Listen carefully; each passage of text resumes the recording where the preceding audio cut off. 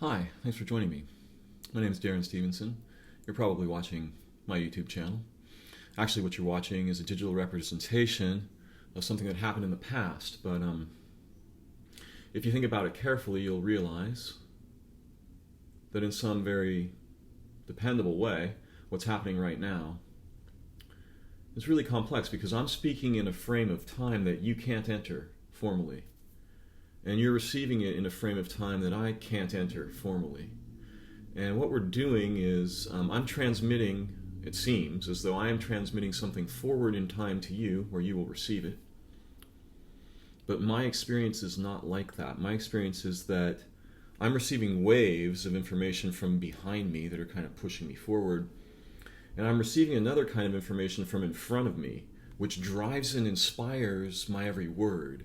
Without you in the future, at least, and you may think that you're only theoretical for me, but for me, personally, you're not theoretical.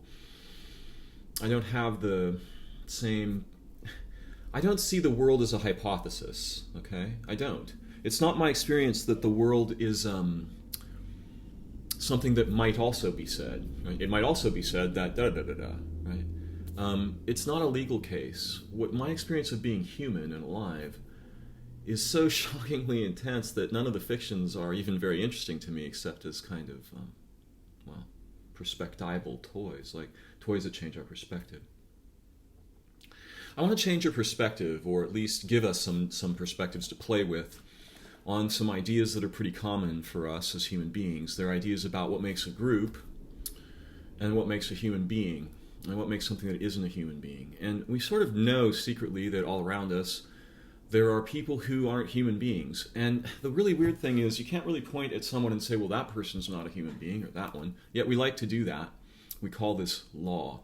It's wrong. We're just dead wrong, because actually what you have are flows of moments of beingness emerging as persons in flows. So if you take one of those and freeze them into a form and then accuse them, they're just going to probably either have to just keep playing out that role, and you're going to have to enforce that role on them too, because ordinarily they'll just change and grow. It may change in the same direction you don't like, but they're not going to stay the same. Trying to make them stay the same by telling them what they are. Either you're sick, or you're beautiful, or you're good, or you're ugly, or you're brilliant, or you're dumb, or you're a genius, or you're a loser, or you're a winner, or you're no one, or you're really somebody, or you're special, or you're not. All these ideas, they're really ridiculous because you're not any of those things. In fact, you're unspecified. That's the truth of the matter. Nobody has the slightest idea what you are. None. Not one.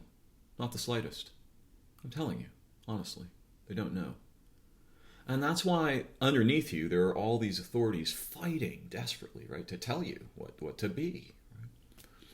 And the really weird thing is that something inside us wants to be told what to be, which is even seems a little crazier because we've been trained to believe that we're supposed to be individuals and have like free will or individuality, originality. Well, the ironic thing about free will, individuality, and originality is that they only really exist in this strange kind of bowl. And it's not just a simulation bowl. It's not just a simulated bowl. It's not merely a symbol either. Those are two different things. But what it is something like an intimately bound group of beings who are changing their personalities and roles and identities somewhat fluidly together in a process that is forward.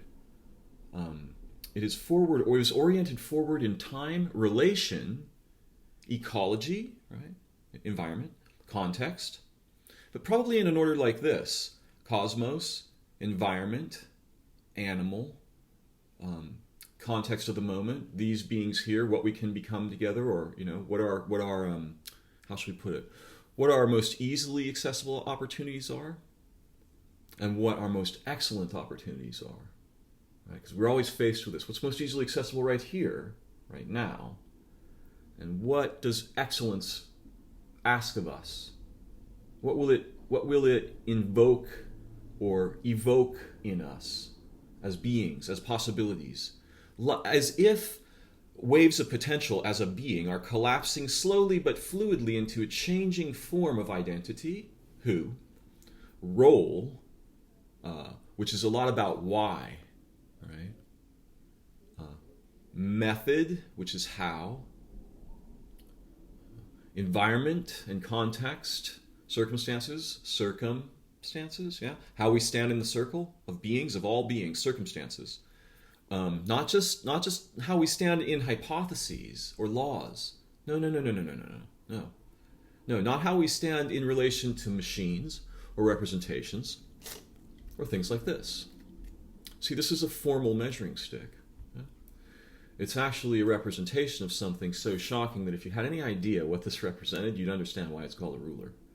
Because if you know what this represents, you know all those guys who say they rule? Well, there's about 3 or 4 men on Earth who have any idea what this is. And there's hundreds of children, but by the time they can speak, they won't be able to say anymore. And there's a few people who spin things that know what this is. But the representation, you're never, ever, no living being should ever be compared to one of these in any possible way, except in the most sort of playfully gentle convenience ways of learning and making toys together to help each other become more insightful, more intelligent, and more like a unified team of beings. Because what's happening to us is we're being broken away from groups, yeah, and then measured against this. And this is held above us, right? How much do you earn? How important is your job? How beautiful are you? How thin? How abundantly large are you? How short? How tall? Where do you stand on the intelligence scale? How relationally intelligent are you with other beings? How financially intelligent are you? How educationally or intellectually intelligent? How creatively intelligent, right? How physically intelligent? How communicationally intelligent? Yeah? How do you consume? What's your consumer intelligence? Yeah? What's your spectator intelligence? Who are you a fan of? Why? All these little measurements all over the place, right? Pretty soon, you got all these metrics, yeah? Metrics. In fact, we get replaced by metrics. That's what's happening on the internet. Google is making billions of dollars building intelligences from these little metrics. They actually just measure your face, right? And they tell, like, are you turned like this, right? And which eye is up, and which one's open, and which one's closed. Are you smiling on this side or that side? I can do the same thing. That's why I'm intelligent. When I see someone walking down the street, I see a signal. Not just one, 1,000, okay? I just saw a woman with a dog. I saw her for about 3 seconds. I don't remember everything about her. She had a lavender shirt, black pants, red shoes. The dog was brown and white. It weighed about 14 pounds. It was a puppy. She had blonde hair. It had a black ring bun. She was wearing something under her lavender top, and there was something on her right wrist that was unusual. I only got a glimpse of her. But if I just had the rest of the day to go over that, I would learn the most astonishing things, because I know how to apply metrics that aren't formal. They're informal, swarming little pods of metric elements in my mind. And they just play with data. They just swarm over it like clouds. I don't have to do it formally. Some people call this intuition, others call it psychism. Some people call it expertise. I want to tell you a little secret. The most work I ever did in an hour of my life, ever, okay, I did for an employer when I wasn't at work and was not being paid. That was the most work I ever did in an hour of my life. Now, the second most work I ever did in an hour of my life was for an employer who paid me $5.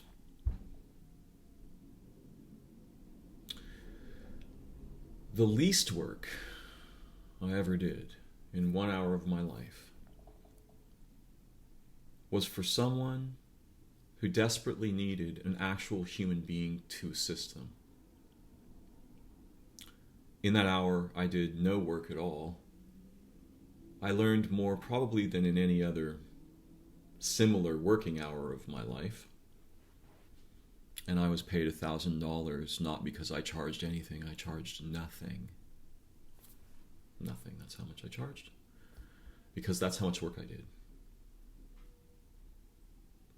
I may have saved that person's actual life and possibly her whole family. I may have saved them millions of dollars. That's how much work was required. So over here I have two instances. One where I got paid nothing for the most work I ever did in my life. The other when I got paid $5 for the most work I ever did in my life. And over here I have something completely different.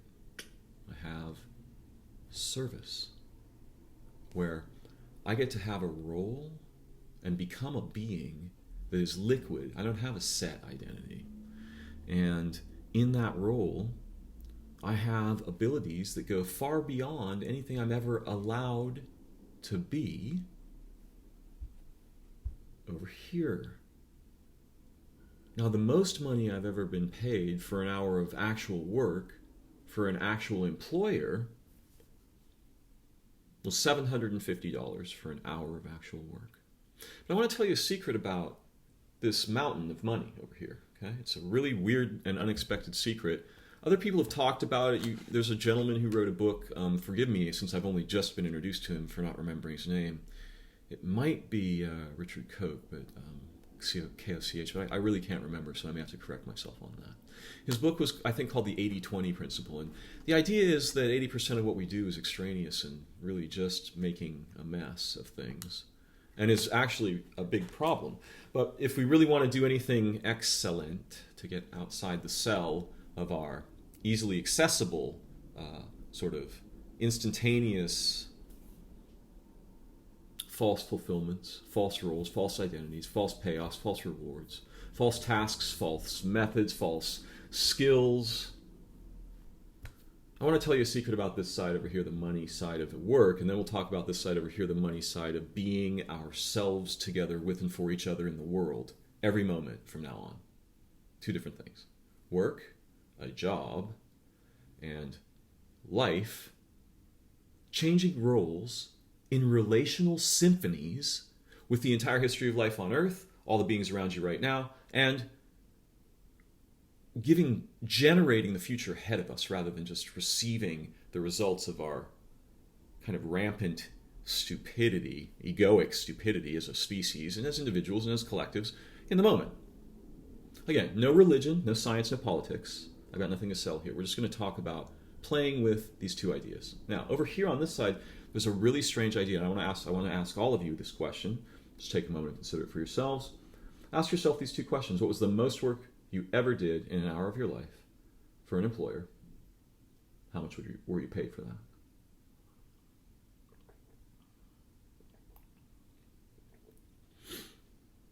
What was the least work you ever had to do in an hour of your life for an employer that you got paid for? Because the thing I want to make really clear about my own experience is that as I was being paid more and more to be a technical consultant, by the way, and an on-the-spot troubleshooter in situations where 10 minutes can cost $100,000. If we're down for 10 minutes, we're going to lose $100,000.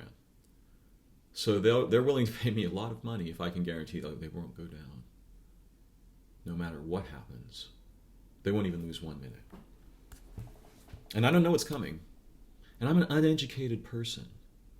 I left school in the 6th grade and ran away from home and lived in the forest like a monkey, okay?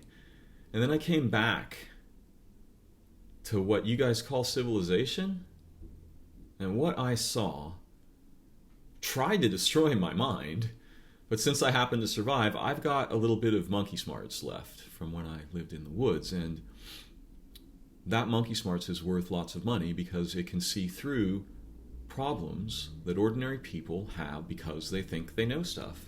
I don't think I know. I have a liquid identity, so I can flow into a situation like a chameleon. I can adopt identities that are useful in that situation that don't belong to me. I have no right to adopt them.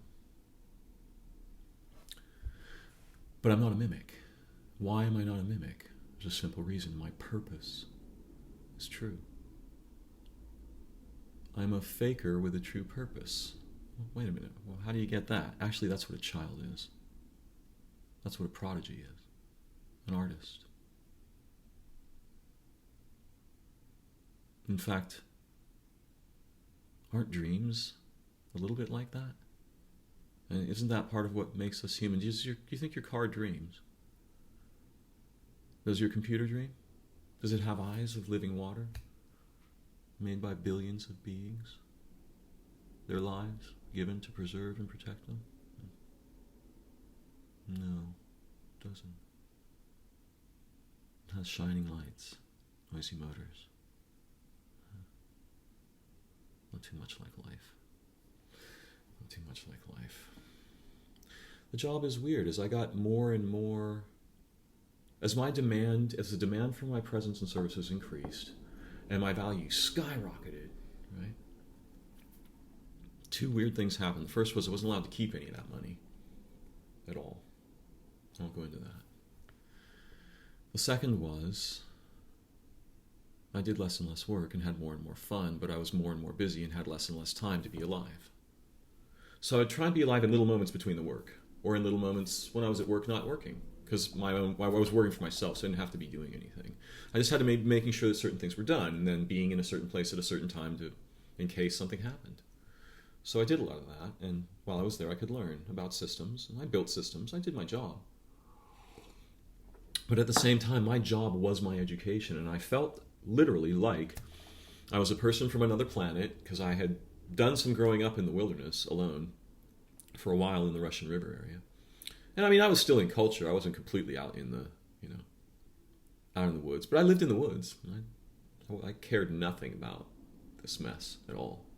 I wanted to find out what nature was.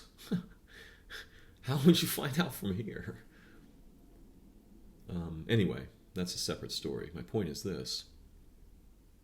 Jobs, which make us false people, okay, that's like one of these, not like one of these. It just cuts us off, choop.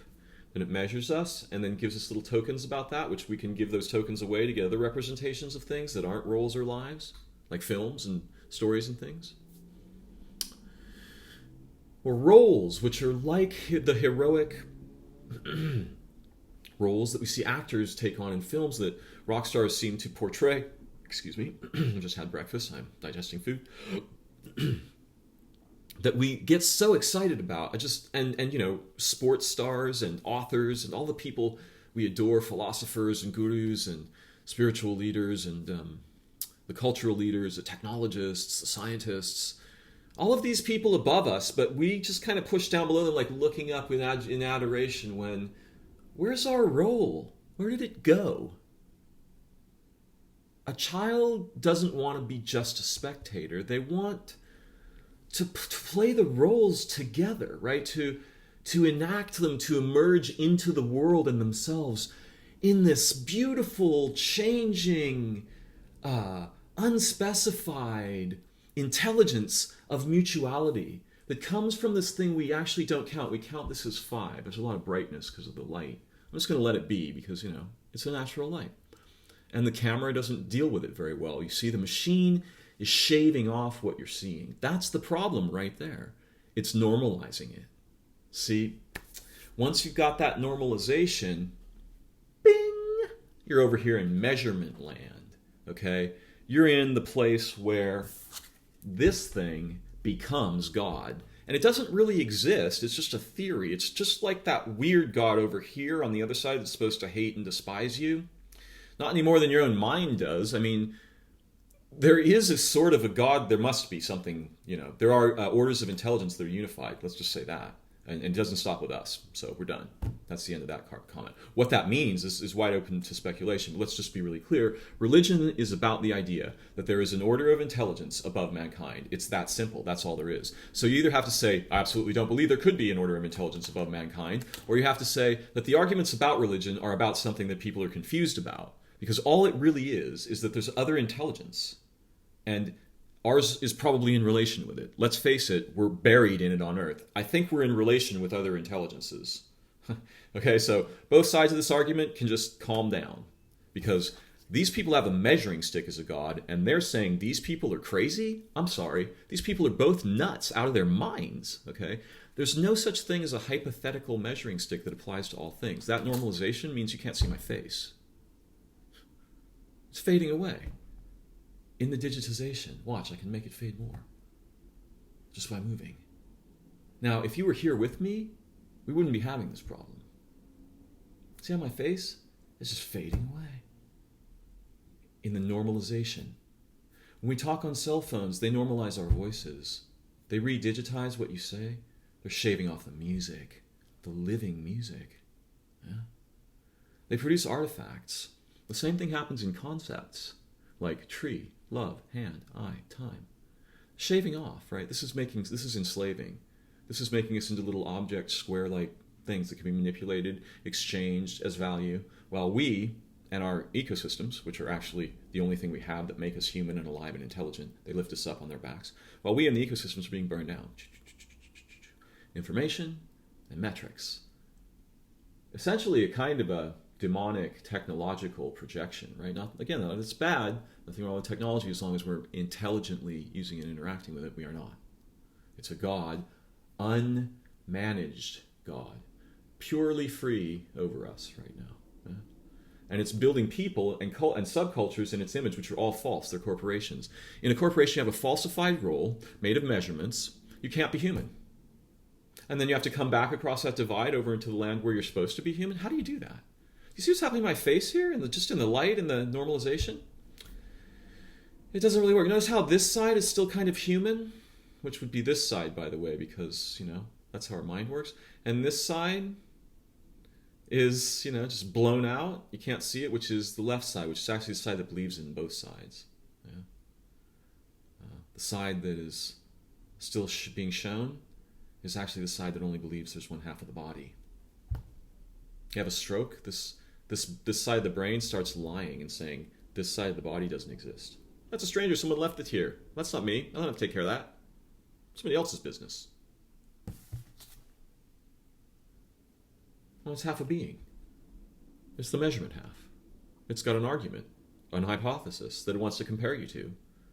It's a court case, embodied as human culture on Earth.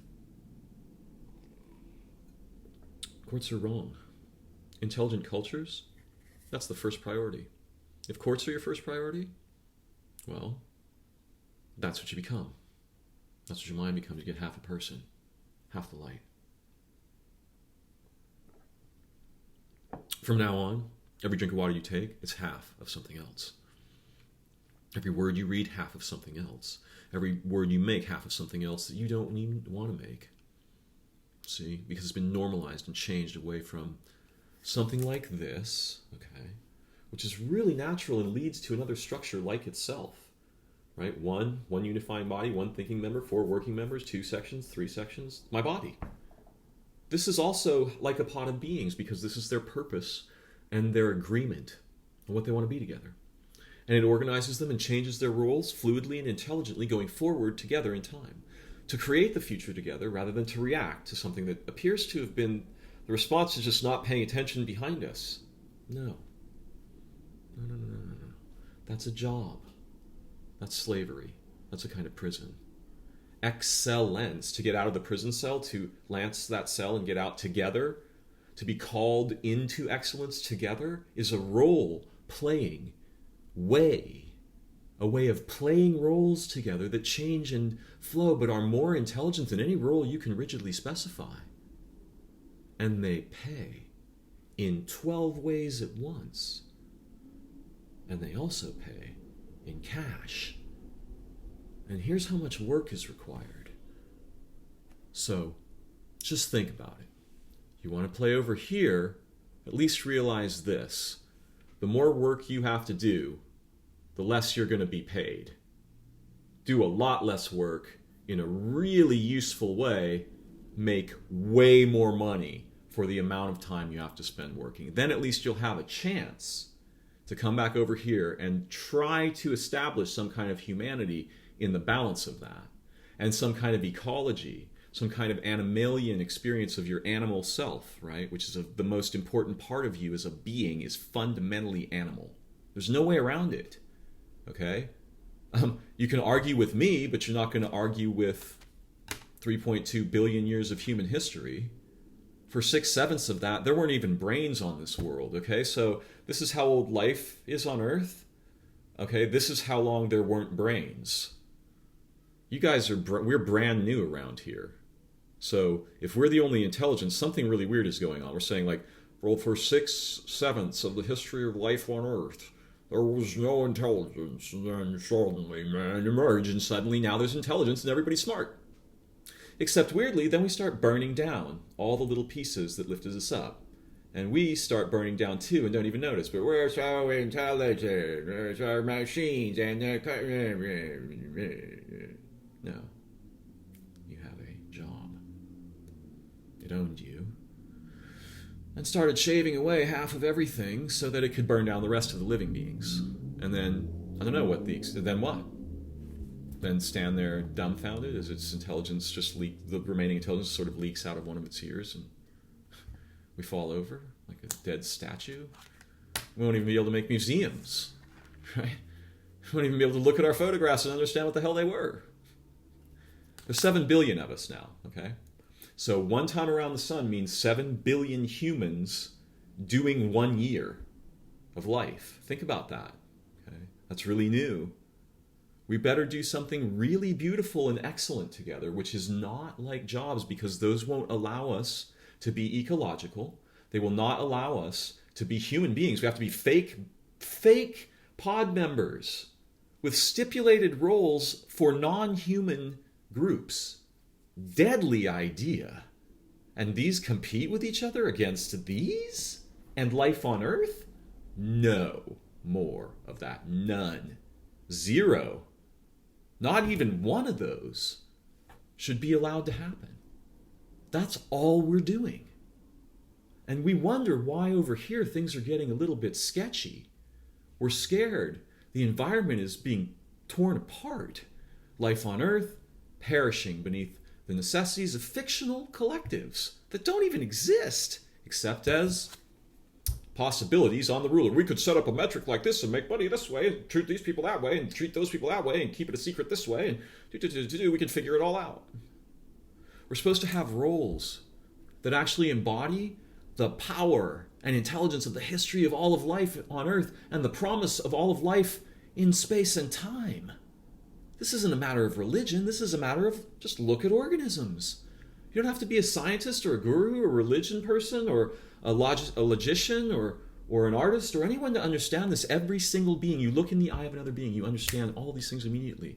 I'm not even telling you things you don't know. I'm only saying things that I think are very difficult for us to speak clearly together, that are absolutely crucial for us to realize right now, together, with and for each other, not for any other purpose, for our world, for our ecologies, for the animalian basis of life on Earth, you know, the forests, the living places, the water, the sky. It's really simple. It doesn't require any kind of philosophy. If you don't have water and sky, you die. There's no other way. You can make up any story you want, have court cases till the end of time. Be my guest. Bring every kind of ruler you can imagine. I'll be happy to stand in on the side of life and human beings and building roles together that are playful and extremely intelligent. When we do this, because we don't have to be afraid when we do this, and we always have to be afraid when we do this, our intelligence skyrockets. We get to, like, I don't even know what the magnification value is, but let's say 3 factors of what would be available to any of us. And the more true and beautiful our purpose is, and the more powerful our agreement and commitment, because our purpose is actually true and not just a style thing or a money-making scheme, what happens is the whole history of life on Earth gets behind us with that. So when we have a purpose that beautiful, we can become something unlike has ever been seen on Earth by playing together in a way that all it does is take the fictional mess that makes us seem distinct away and let us form these really intelligent, service-oriented, rescue and learning-oriented, problem-solving-oriented teams.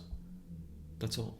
We're meant for this. We're born for it. We were evolved for it. Nature raised us up for this. And we've been doing the opposite. We've been burning all of that down and chopping this off with really ridiculous ideas, and then getting all of these people fighting, and then putting these people on top of them with a bunch of rulers, and then funneling cash and power up to these people. So they just go rocketing up the ecosystems, the future of life on Earth, our intelligence, our ability to form relationships, ecologically, animalian, that are mutually beneficial for our own minds, cultures, and futures, destroyed. And then we're blamed for the outcomes of that and charged to go back to work to try to repair it and buy things like health insurance to try to help us be human in the 2 minutes we have to do so over here where we're not serving machines and masters who care nothing about our survival except as data points. The NSA will preserve your data as an organ of your government in the United States. The NSA will preserve your data, but not your child, not your health. You see how dangerous that is? Because pretty soon they're going to start burning you down just to get the data. Well, what kind of data can we get when we burn them down? They're already doing that. Now, they aren't a big conspiracy.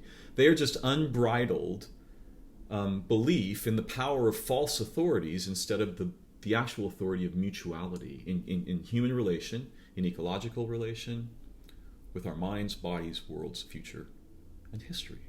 Our history means something. It calls us to excellence in the same way the promise of our future does. So the only way we can do that is like this, like a hand. This is intelligent. This is not. You can't do things with just this. That's why all of the ruling, the false ruling people and the false the false religion people, right? The real religion lifts everybody. Now, end of story. It's not a ruler of judgment, ever. Period. Done. No more. No more judgment. A real religion, something that's actually... Religion actually means it's about this purpose that links us back together. It's not about stories about evil sky gods that are going to put you in hell. What will put you in hell is people who tell you those stories. They're false rulers, both sides, right? Science and hypothesis and law, and then, spirit stories and New Age fictions and gurus who aren't really they're not lifting anybody up above them. If you see a real, how should we put it? Not a guru or a teacher.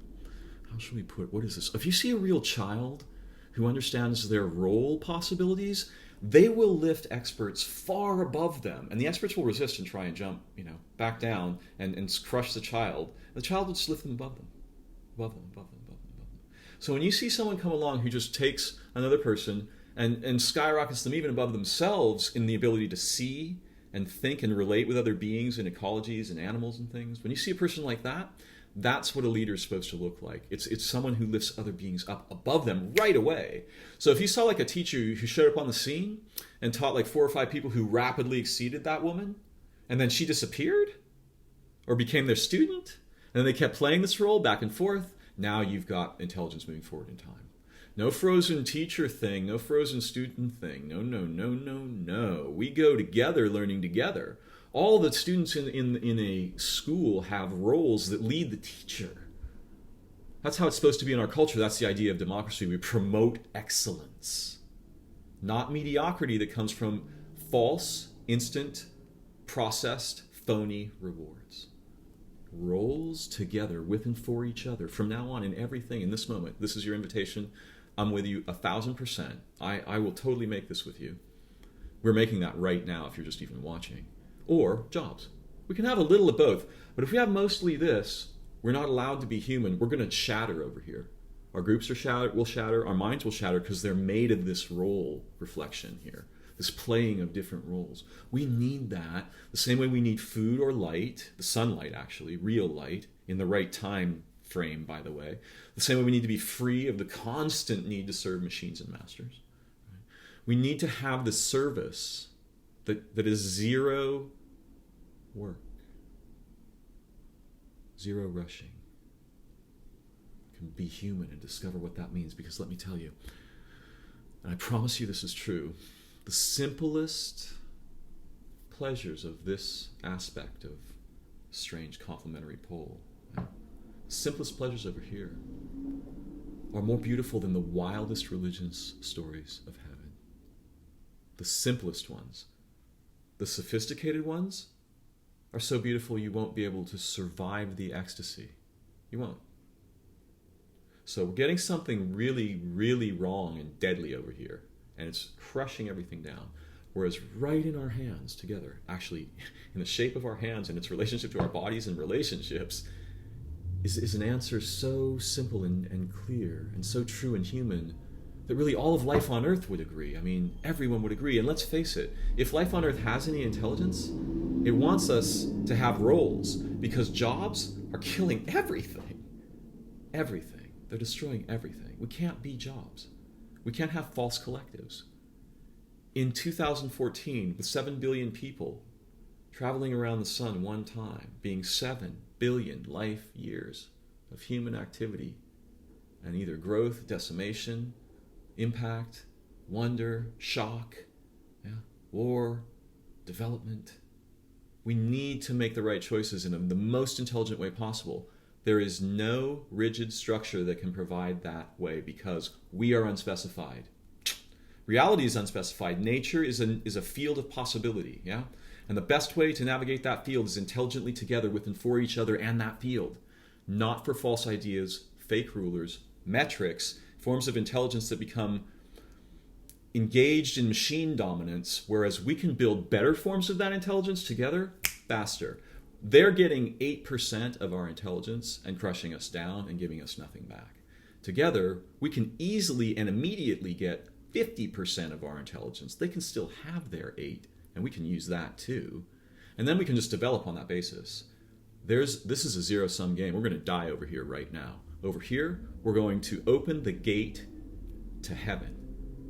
Literally, the heaven of human relationship, ecological recognition, animalian intelligence, relational intelligence, perspectival intelligence, but most of all, the thing that we're missing that all of nature has and we don't even see, purposive intelligence. This is actually the basis of intelligence itself. If you lose that, the foundation shatters and you just get really dangerous little shards running around pretending that they're gods and fighting each other. We need to bring that all back under, how should we say, a rubric of self-correcting, non-dogmatic, non-rigid,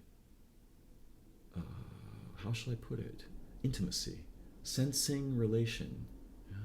So that we're self-correcting and we're intelligently playing different roles together and we're learning all kinds of different new roles constantly together. That's so exciting that I don't want to do anything else. I just want to do that all day long. I mean, I don't care about films. I don't care about money. I don't care. I just want to be with humans and environments learning and living.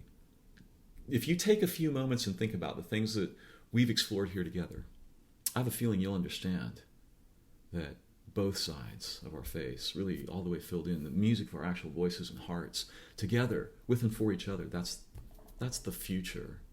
And this thing over here, it's going to become a minor player in where we're going. Or we're going to be the minor player. More minor each time we iterate that paradigm. Thanks for joining me. We'll be exploring together again very soon. Bye-bye for now.